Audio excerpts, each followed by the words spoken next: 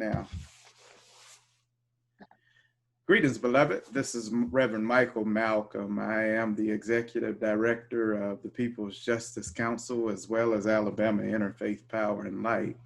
Today, we have our special guest, Rev Dallas Conyers of South Carolina Interfaith Power and Light. And the reason why we invited her today is so that we can talk about our open letter, which she authored for no shutoffs, which is a call or demand for moratoriums on utility shutoff. It addresses the need for people to have water, to have electricity, as well as having broadband. And we've also got my guest here with us, not my guest, but my co-host here with us, who's also our program and policy director. I'll let Kyle speak for himself, and then we'll get into speaking with Dallas Conyers. Kyle? Thank you, Rev. Just want to say, as always, I'm very happy to be here working with you wonderful folks, making the world a better place. So, Dallas, I look very forward to hearing what you have to say today. Awesome. Thanks, you guys, for having me. Thank you. Now, Reverend Conyers, if you would, I know I gave a brief introduction of who you are and what you do, but if you could introduce yourself, and after introducing yourself, tell us what transpired or what took place to make you want to put pen to paper and come up with this open letter that for us to sign on to. Well, okay, so my name is Rev Dallas Conyers. I am based here in Spartanburg, South Carolina. I have the absolute pleasure of being a member of Macedonia Missionary Baptist Church, where Dr. M. Keith McDaniel is lead pastor and teacher. But I also work, yes, exactly, right? But I also work for South Carolina Interfaith Power and Light. And Interfaith Power and Light is doing amazing work in letting people across the country do what needs to be done in their individual states. So our work is totally different from state to state, which is needed and awesome. What inspired me to get this letter out there? It was a combination of things. Number one, it's need, right? Like, people need water, people need power, and people need broadband. A lot of people are like, I can get water and power, but why broadband? Have you tried to get a live update without broadband? Have you tried to go job searching or work without broadband? Broadband is necessary in today's society. And that need, so many things are necessary. And one of the things I was trying to address previously was the fact that some of the churches are in trouble, and I was trying to get a mortgage moratorium out there so that they could have some leeway in paying back any back mortgage. Because if your congregants can't pay their tithes and offerings, you can't pay your mortgage as a house of worship. As a spinoff, actually, I was contacted by an already established amazing coalition called the No Shutoffs Coalition that was already doing the work, had already done massive work on the Hill. And they were like, hey, we need your voice. We need the faith community included in this. Do you want to be involved? So this is not my creation. This is me partnering up with amazing individuals and organizations who knew how to get it done. And that's how we're here. Beautiful. Thank you for that explanation. So a question for you. I know in Alabama, we suffered horribly from disproportionate energy burdens. In fact, many of our already vulnerable households spend upwards to 20+% of their yearly income on ensuring that they do have utilities such as energy and water and even broadband. How is it in South Carolina? It's even worse in South Carolina. like people go without water and energy like it's like nothing. Like pre-COVID, it was like, yeah, I have no power. And water is a little bit different, but I see the water cutoff guide so often in even mid-level neighborhoods that they kind of get used to, and I've talked to them. I see them, I'm like, who are you cutting off now? And they drive around. Yeah. They drive around every day. right? And I talked to them, they're like, yeah, we've gotten to the point where if we're cutting somebody off, we kind of give them a few minutes to come run outside the house and try to call the office to pay a part of their bill. Because that's how on the line so many people are. And broadband is even worse. As a matter of fact, it's so bad in South Carolina that our Representative Clyburn is trying to do a rural broadband bill so that people can have more access. Like, it's horrendous the number of students who were forced out of school because of COVID because they had no access to broadband. Yeah. And now they're forced back into school, which is even worse. But hey, that's our topic for today.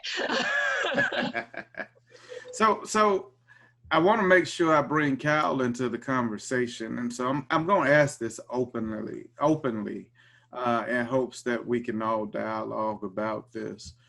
What is the danger that you see in us not having these moratoriums in place? And I guess I'm asking this to both my co-host as well as our special guest today. What is the danger that you see in us not having these moratoriums in place? And I guess another question that would be a follow-up to that is, why is it so important for faith communities to get involved?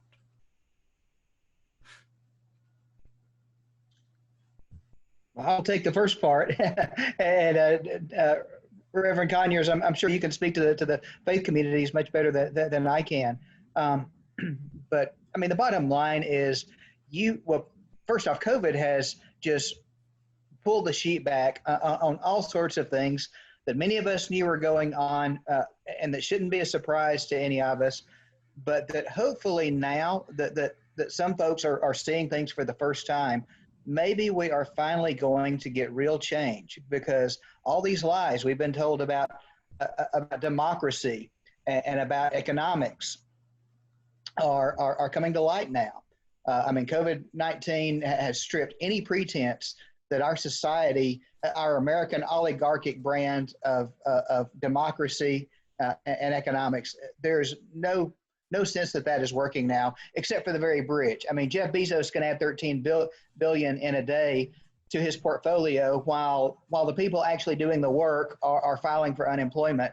There's something very wrong there. You cannot have a society an economy, a democracy that works if the people are being put out of their homes, if their water's being shut off, if they can't afford food or electricity. Thank you. Yeah, that's the economic disparity that's increasing is horrendous morally and financially. But back it up a bit. We're about 3 days out before most of the country's protections for water, power, and broadband are be cut off. So I found out yesterday that only 5 states will still have protections. 5. That means everybody else is left on their own. All these people who have been like just living with the stress of this moment coming is now arriving. And I don't care who you are, unemployment is not paying for your back power, water, and broadband bills. You're going to get cut off. Some people are going to have liens against their homes if they actually have homes. Wow. Some people are going to be facing issues from children's services, because you can lose your children for not having water and power in your home. Mm-hmm. Like, let's face it, this is about to be a social justice catastrophe. Let's also talk about the heat waves that have been having longer days. And it, like, because of our increased base temperature, heat waves are lasting longer, but we still don't have those cooling centers. So as people are not able to pay their power bills, they don't have air conditioners. They don't have fans.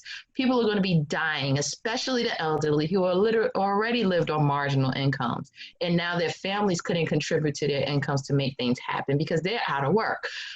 We are looking at a climate and environmental justice disaster in total action. And if we don't get this done, I mean, there's going to be a lot of hot, angry, desperate people. And so what is the importance of communities of faith being involved in this fight? The faith leaders need to remember that that is what we are. We are leaders, right? My faith tradition teaches that all of us are the hands and feet and mouths of God. But we are supposed to be leaders, meaning that we're supposed to be giving people direction and just leading by example. If we are not leading for a moral call, if we are not standing and sitting at these tables of political power and governmental power and saying this is the wrong thing to do, you are impacting people's souls, because your living condition impacts your soul. Your ability to express joy and peace and gentleness and patience and kindness is directly affected by the ability to drink clean water and breathe clean air and be in a cool place that is comfortable on your skin and for your body. If we don't remind these people that this is a moral issue affecting the people's souls and the way they can live their life, people will continue to choose business and profit over people. So we need to be there. Yeah, I think there's a danger in politicizing protections. And that's exactly what we've done. We've politicized protections. We've acted as if, though, protections are negotiable. So when you bring up certain protections, they lump everything in and try to get as much passed, and what winds up happening is the protections either get rolled back or watered down to the point that they don't protect everybody. And so let's talk about inequity for a minute and bring in equity in this system or in this conversation, and in particular, inequity in protections.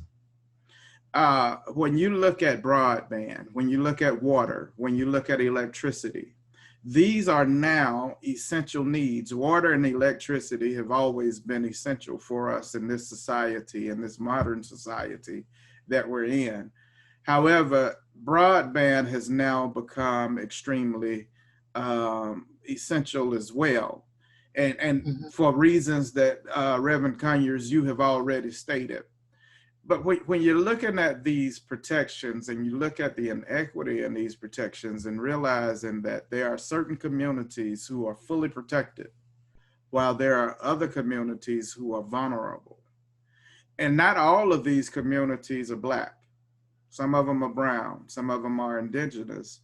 But then there are those rural communities that are, I mean, we've forgotten about certain segments in our urban societies or inner city societies, but we definitely, in particular when it comes down to this broadband, we've completely left out rural communities. And many of our rural communities don't have access to information.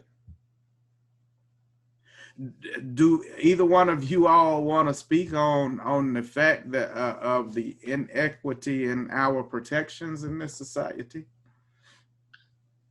I am the person that you really don't want to ask, because I'll say it outright. It's purposeful.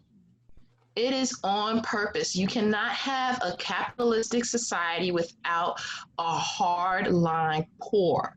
You need people who are destitute with nothing at all and no potential for wealth increase. And that number is about 3% of the population. You need to live at that level. And then you need a working poor. And I forget what the percentage of the population that is. So when you outline these rural societies that have no protections at all, it's to maintain this capitalistic structure that has people who will always be willing to work for nothing at all and no benefits and very low, if sometimes not getting paid at all, because wage theft is a very real thing. And these people need to be there so that these corporations will always have somebody who has no choice but to not fight. Yeah. They are too sick, they are too tired, and they are too overworked, but to do anything at all to survive. Preach, Dallas. Yeah, exactly. What Dallas is talking about is something that I tell my students about in our environment and society class. Economics is a big portion of our textbook. In capitalism, there's this concept of surplus value. In fact, capitalism does not work without surplus value. What does that mean? It means that the worker does not get paid the full value of their wage, period.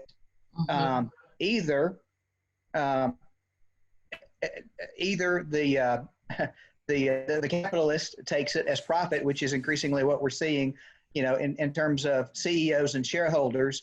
CEOs making 300 times the hourly wage of the people actually doing the work. When they contribute nothing to society, in fact, they sock their wealth away, and even the interest on their wealth does not go back to fund infrastructure or other vital components. So, there's two contradictions built into capitalism, and any economist will, if they're being honest, will tell you that either you are robbing from the worker or you are robbing from the planet.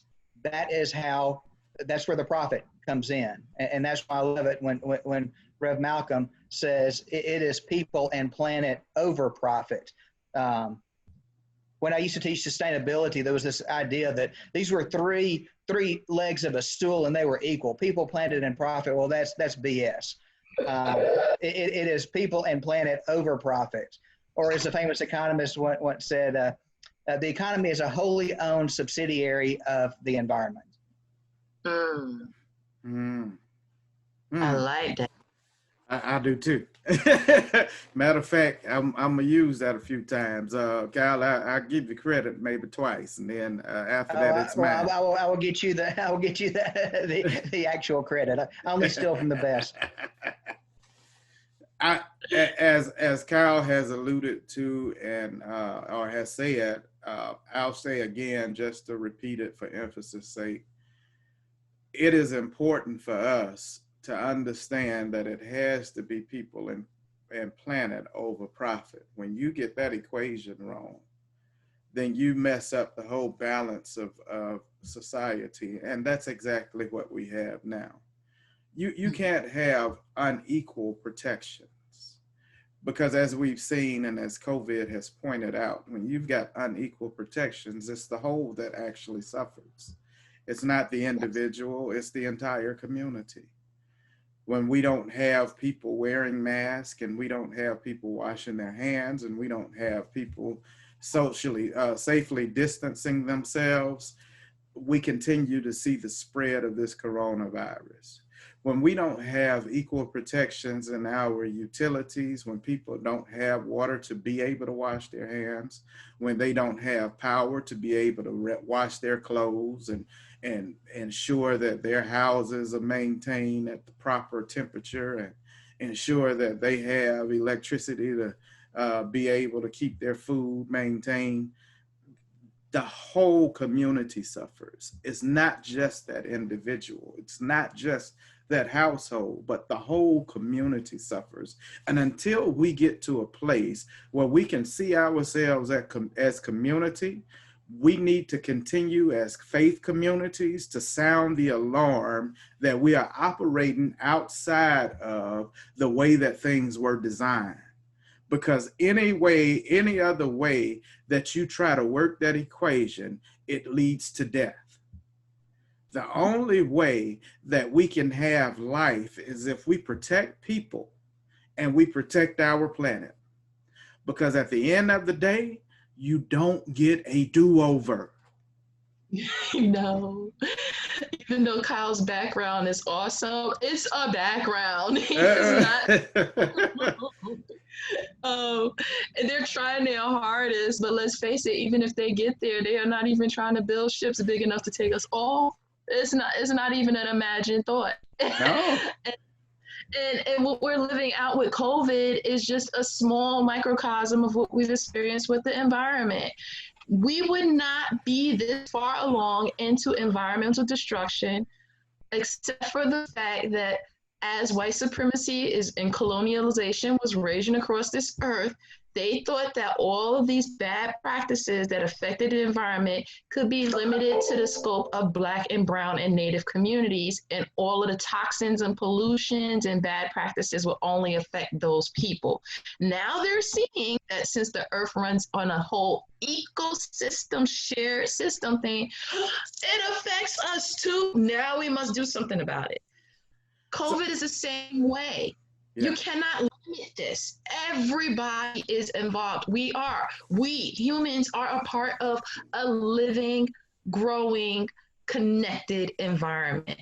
Until we get the fact that nobody will be able to permanently separate themselves from the next, we're going to have to keep learning this lesson of people dying and then other people waking up and saying, I'm about to die too. We should change this. Yeah. Now we talk about protections and we talk about these moratoriums, but let's move beyond moratoriums for just a moment. I know that we've only got a few more minutes to go before Reverend Conyers has to jump, but let's move beyond just moratoriums. Let's talk about solutions for a second that go beyond moratoriums. Here with Alabama Interfaith Power and Light, as well as the People's Justice Council, we are doing a campaign that is called Energizing the South for Energy Justice, where we're talking about energy democracy and people actually being able to own their own energy sources and have decisions on their energy sources. And we talked about people and planet over profit. And so when we look at, in particular, those who are in the Southeast owning their own energy by solar implementation, we also see that what rises up against that, or in contrast to that, is the utility companies fighting against consumers to keep them from accessing their own solar, so it keeps them dependent on the energy sources that the utilities have, which is disproportionate and unequal protections. So let's talk about regionally as well as locally in your state.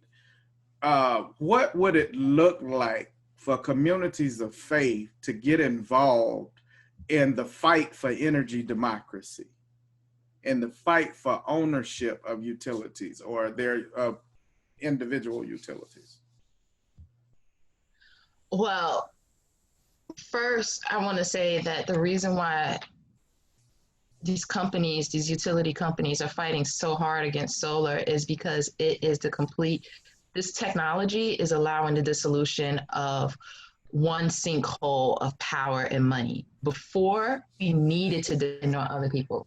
Now that we could capture the light of the sun, they no longer have a mandatory way of requiring us to pay them to live.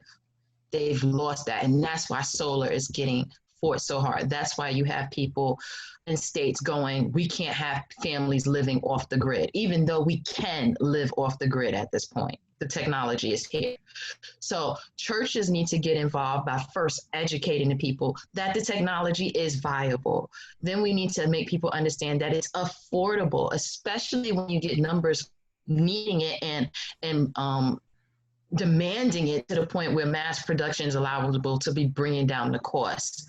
Then we need to have I don't know about your congregations, but I know like my congregation alone has like 20 to 50 people named with doctor at the beginning of their name. And they're not just in religion, they're in finance, they're in architecture. Like, we have the people we need to develop schematics, to develop electrical co-ops, and we have the people we need who know how to fund them and keep them funded. And we have the people and government planners and property planners who know how to implement them. So the people are there on how to actually develop electrical co-ops in our communities that suit the needs and designs of our particular communities and implement them, never mind people who are actually able to be trained to actually put them up. And the faith community can lead this because of that moral voice and that responsibility of being the hands, eyes, and mouth of God. Yeah. So, Cal, I'm gonna let you jump in, but let me hit this real quick first.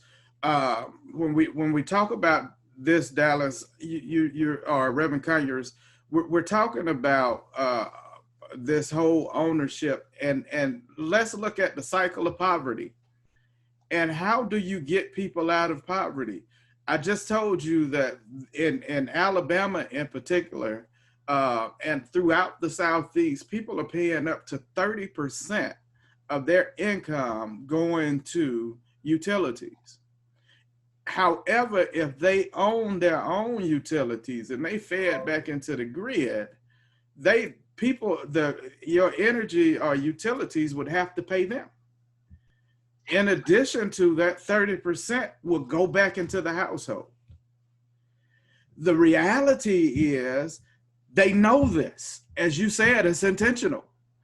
Yeah. Utility companies know, Alabama Power knows this. And what they're doing is delaying so that they can continue to monopolize, because they know it's safer. They know it's healthier. They know it's cleaner. And they're trying to continue to monopolize so that they can keep the profit the same. And again, as I said, when you get that equation wrong, it only leads to destruction. So not only are we looking at economic destruction, but also let's look at the fact of how this energy is produced and where it's normally planted when it's produced. And that's normally in communities of color, normally in poor communities. And so now, and then they give the fees for having these construction companies and the production of these energy companies being built there, and they feed the immediate company and then the community, and then they shift out the actual energy at a lower cost to the outlying areas, so they don't get the pollution and they don't get the fees and they don't get the extra taxes. But let's go further, because I can add on some more. 9 times out of 10, these facilities are subsidized. So not only are the people being robbed of the rates, they're also being robbed of the subsidies or the tax money that they would get, which goes into their schools, which goes into their roads, so all they get is the pollution. Yes. This is evil. That's evil. Evil. And then you're like, well, I was brought up with this fallacy of thought that said, oh, well, Black and brown communities, their schools are underfunded because they don't pay as much taxes because their property isn't worth as much. No, they're being robbed of their taxes for things just like this.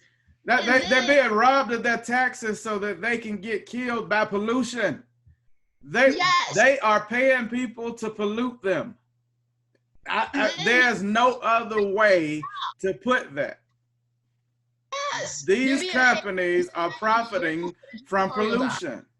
I'm sorry. You got me excited. I'm sorry. So when I ask why should communities of faith be involved? Because this is our conversation. We are called to call out evil. Yes. This is evil. Yes. This is evil. Because you're making money and profit margins and can put it on a spreadsheet does not remove it of its moral intent and value and repercussions. Evil is evil, whether not it's on a spreadsheet or somebody with a knife in their hand. The person that signs that contract to pollute that community and kill that child, by definition, is the same evil as the person who is robbing a person who's robbing from a piece of bread from a store to feed their children is not evil. That's called desperate. Right. A person that's desperation. Yes, a person who was willing to pollute millions of people knowingly and stay silent, knowing that the higher up is doing it and do nothing about it, that's evil. Yeah. Just because you're not out there feeding somebody poison with your hands does not remove you from the responsibility of your actions. Yeah. Your soul is done. But watch this.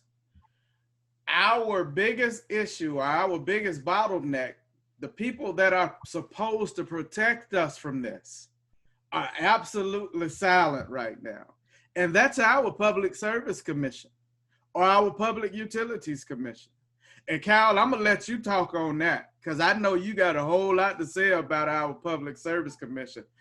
I know you got to go. I'm so sorry. This has been a great conversation. This conversation is on point, man. Oh, we got to do it again. Yes, so much to do. And I'll lose my job and I won't be in position to have this conversation again. I understand. Tell everyone I said hello. I will. Thank you for you guys. It's phenomenal work. Thank you for So having good to see you. Thank Thank you. you. Well, we have been joined by Reverend Dallas Conyers, and we want to thank her for her conversation as well as her courage in putting out before us a sign-on letter, which I hope that you all who are of the communities of faith will sign on to, demanding that our government puts together a moratorium, a federal moratorium on utility cutoffs. This is Reverend Michael Malcolm as well as Kyle Kreider. And today we offer to you, my brothers and my sisters, love, peace, and light.